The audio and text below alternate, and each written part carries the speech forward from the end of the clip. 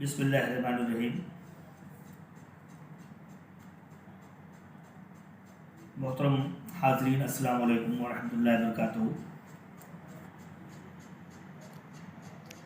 میرے مقالے کا عنوان ہے اقبال اور سائنس۔ اقبال کے ذاتی کتب خانے میں انگریزی زبان میں 520 کتابیں دستیاب ہیں، جن میں 426 کتابیں اسلامیہ کالج میں انتخاب اقبال یا گوشے اقبال کے نام سے محفوظ ہیں۔ ان میں زیادہ تر کتابیں فزیکل سائنسز کے موضوع پر ہیں۔ یہ امر بھی قابل غور ہے کہ ان میں 17 کتابیں آئنسٹائن کے نظریے اضافیت یا تھیوری آف ریلیٹیوٹی کے موضوعات پر ہیں۔ اس ضمن میں یہ وضاحت بھی ضروری ہے کہ اس زمرے میں کسی دوسرے موضوع، مکتبہ فکر، مفکر، مصلح، قوم یا شاعر کو وہ اہمیت یا فوقیت نہیں دی گئی ہے جو آئنسٹائن اور اس کے نظریے کو دی گئی ہے۔ ہیگلینینز یا ہیگلیت پر 9 کتابیں، برگساں اور برگسانیت پر 12 کتابیں اور آخر میں 11 کتابیں نیٹشے اور اس کے نظام فلسفہ پر مشتمل ہیں۔ نظریے اضافیت کے متعلق دوسری کتابیں جو اقبال کے مطالعے میں شامل رہیں، ان کی فہرست ذیل میں درج ہے۔ آئنسٹائن اور relativity the special and general theory, a popular exposition 1920۔ A S Eddington, the nature of the physical world 1929۔ H W Carr, the general principle of relativity in its philosophical and historical aspect 1920۔ R B Haldane, reign of relativity 1921۔ L Rougier, philosophy and new physics 1921۔ 1919 تک Einstein کے نظریے اضافیت کو عالمی شہرت حاصل ہو چکی تھی۔ اس سے قبل انہوں نے اپنا تحقیقی مضمون یا مقالہ on the electrodynamics of moving bodies شائع کروایا، جس میں نظریے اضافیت کے متعلق قدر تفصیل سے ذکر کیا گیا تھا۔ اس طرح سے 1922 تک آئنسٹائن کے نظریے اضافیت کے متعلق تمام تحقیقی کتب و مضامین شائع ہو چکے تھے۔ قوی امکان ہے کہ پیام مشرق کی اشاعت 1923 سے قبل یہ تمام تر تحقیقی مقالے اور مضامین مطالعہ اقبال کی زینت بن چکے تھے۔ لہٰذا پیام مشرق کے دیباچے میں اقبال نے آئنسٹائن اور برگساں کی ستائش کی ہے۔ اقبال لکھتے ہیں، یورپ کی جنگ عظیم ایک قیامت تھی جس نے پرانی دنیا کے نظام کو تقریباً ہر پہلو سے فنا کر دیا ہے، اور اب تہذیب و تمدن کی خاکستر سے فطرت زندگی کی گہرائیوں میں ایک نیا آدم اور اس کے رہنے کے لیے ایک نئی دنیا تعمیر کر رہی ہے، جس کا ایک دھندلا سا خاکہ ہمیں حکیم آئنسٹائن اور برگساں کی تصانیف میں ملتا ہے۔ مزید تشکیل جدید الہیات اسلامیہ کے دوسرے خطبے میں اقبال نے آئنسٹائن کو زبردست تہنیت پیش کی ہے اور ان کے نظریے اضافیت کو قدر کی نگاہ سے دیکھا ہے۔ His discoveries have laid the foundation of a far-reaching revolution in the entire domain of human thought۔ یہ ہے philosophical test of the revelation of religious experience۔ نظریہ اضافیت کو وضع کرنے والوں کی فہرست میں ایک اہم نام اے اسٹینلے ایڈنگٹن کا ہے، جنہوں نے فزیکل سوسائٹی آف لندن کے اصرار پر report on the relativity theory of gravitation نامی کتاب لکھی اور مزید ترمیم اور اضافے کے ساتھ 1923 میں اپنے وصول کو میتھمیٹیکل تھیوری آف ریلیٹیوٹی کے نام سے شائع کیا۔ تشکیل جدید میں اقبال نے ان تمام تصانیف کا حوالہ دیا ہے۔ نظریہ اضافیت کے ضمن میں ایک اور اہم نام ایچ ولڈن کار کا ہے، جو ایک طویل عرصے تک لندن ارسٹوٹیلین سوسائٹی لندن کے سیکرٹری رہے اور بعد میں صدارت کے منصب پر بھی فائز ہوئے۔ یہ وہی سوسائٹی ہے جس نے اقبال کو دسمبر 1932 میں ایک خطبے کے لیے دعوت دی تھی اور اقبال نے کیا مذہب کا امکان ہے یا از ریلیجن پاسبل کے عنوان کے تحت تشکیل جدید کا 7واں خطبہ پیش کیا تھا۔ اقبال کے ذاتی کتب خانے میں دوسرے ہم عصر فلسفیوں کے نسبت کار کے نظام فلسفے پر زیادہ تصانیف دستیاب ہیں۔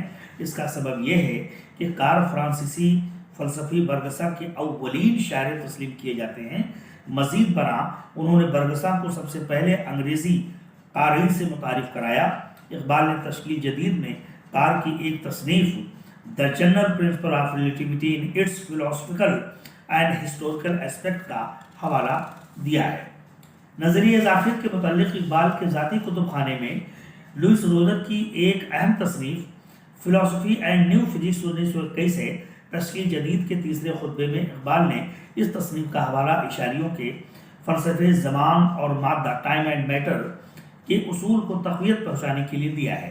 اس تصنیف کا حوالہ اقبال نے پہلے خطبے میں بھی دیا ہے، جہاں وہ کہتے ہیں with the advance of scientific thought even our concept of intelligibility is undergoing change۔ اسپینجر کی مشہور تصنیف ڈکلائن آف دا ویسٹ جو 2 حصوں پر مشتمل ہے، اس کے دونوں نسخے اقبال کی ذاتی کتب میں شامل ہیں۔ نومبر 1928 میں لاہور میں اورینٹل کانفرنس کے تحت دیے گئے اپنے صدارتی خطبے میں اقبال نے اسپینگلر کے اس دعوے کو خارج کیا ہے کہ فنکشن یورپی دنیا کا وضع کیا ہوا اصول ہے اور دنیا کے کسی دوسری تہذیب میں اس کا عکس نظر نہیں آتا۔ اپنے خطبے A Plea for Deeper Study of the Muslim Scientist میں اقبال نے مدلل بحث کی ہے اور ثابت کیا ہے کہ فنکشن کی ماہیت کو سب سے پہلے البیرونی نے پیش کیا۔ اقبال نے اس خطبے میں جن عنوانات کے تحت اظہار خیال کیا ہے حسب ذیل ہیں: Aristotelian idea of fixed universe function, geometrical proof of the interpolation formula, God as the اومنی سائکی of the universe, hyperspace moment, infinite continuum, Newton's formula of interpolation, non Euclidean geometry, parallel postulate.